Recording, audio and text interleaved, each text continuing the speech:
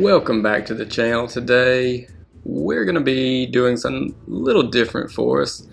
I'm going to be doing this one unscripted because I just wanted to discuss Halloween Horror Nights 2025 at Universal Orlando.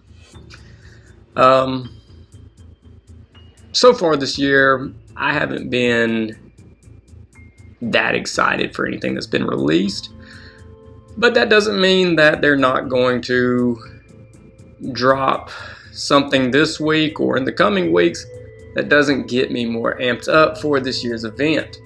But for the time being, I do want to go through and talk about the ones that have been announced and see where we might be heading with this year's event.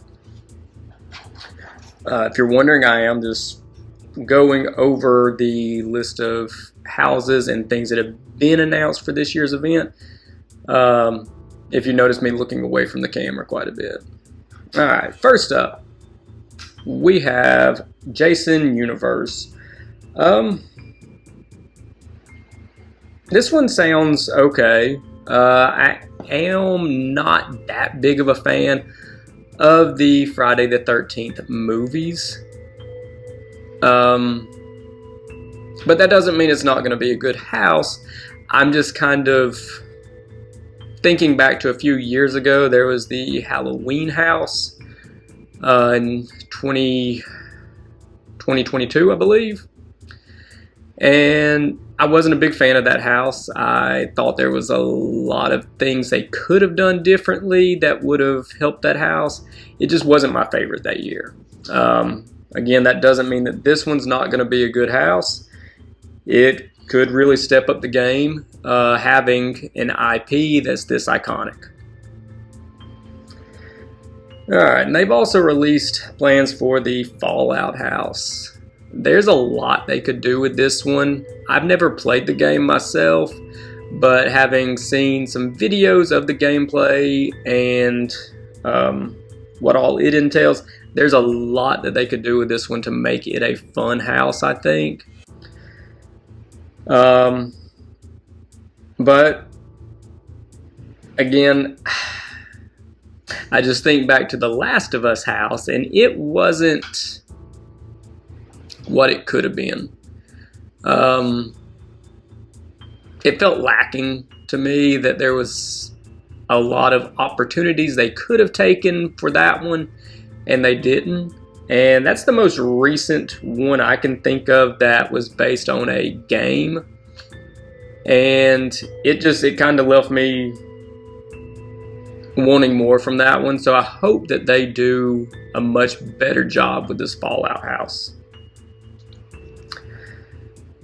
Alright, Five Nights at Freddy's. They haven't announced as a house yet, just that it's coming to the event. We don't really know what that's going to be. That could be a house, a scare zone. It could be something completely different for this year's event. We don't know. We'll wait and see on that one. I did like the movie. It was fun. I think there's a lot that they could do with it to bring it into the event, and I hope they do. The most recent one that they've announced is El Artista. El Artista A Spanish Haunting. This one I'm excited about. I love the originals myself. They tend to be my favorite from year to year. And this may be the third house maybe that I'm remembering right offhand that is about haunted artwork or museums or relics. So I am excited about this one. The cover art for it has a very, almost a Stranger Things kind of vibe to the cover art that they released with it. So I'll be excited to see what they've done with it.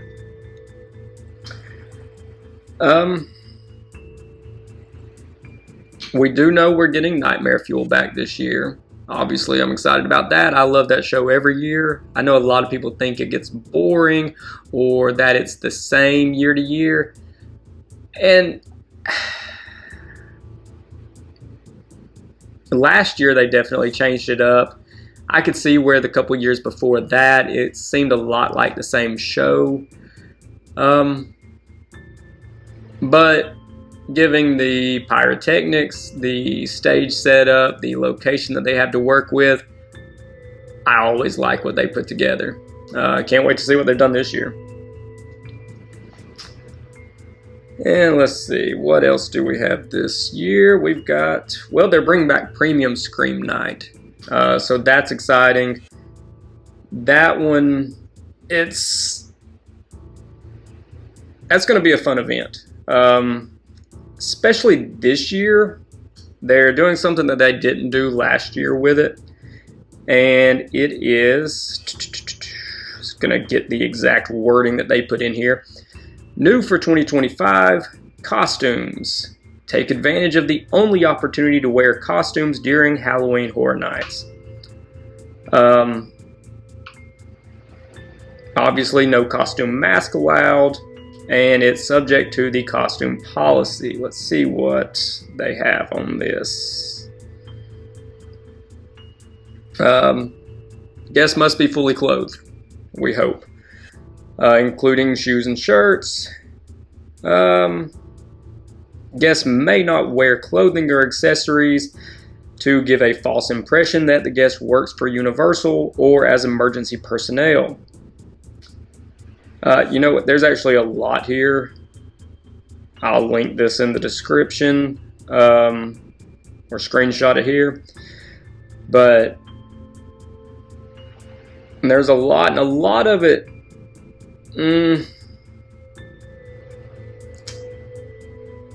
is going to be left up to Universal and Universal Security's opinion come day of or night of. Including this one that says clothing that Universal determines is indecent or exposes excessive portions of the skin, or that Universal views as inappropriate for a family environment, is prohibited. So we'll see how this one works out. Anytime it's left up to someone's opinion, there's going to be an argument or another side of that conflict. So we'll just have to wait and see. But like I said, I'll link this. Again, they didn't do this last year with the Premium Scream Night event, allowing costumes of any sort. Just like they never allow costumes at Halloween Horror Nights. But so far this year is shaping up to be a pretty decent event. I'm hoping we get a lot more announcements here in the next couple of weeks or next. I mean, they don't have too terribly long now. We're less than 10 weeks until the event starts, I believe. So they're going to have to get on releasing stuff. This year they were kind of slow to release it because of Epic opening. But hopefully now that we're on into summer and we're getting super close to the event and they're getting more setup done around the park, we'll get a lot more information about the event, in which case I'll update when we get to that. But until then, get out there, have fun, and I'll see you next time. Thanks.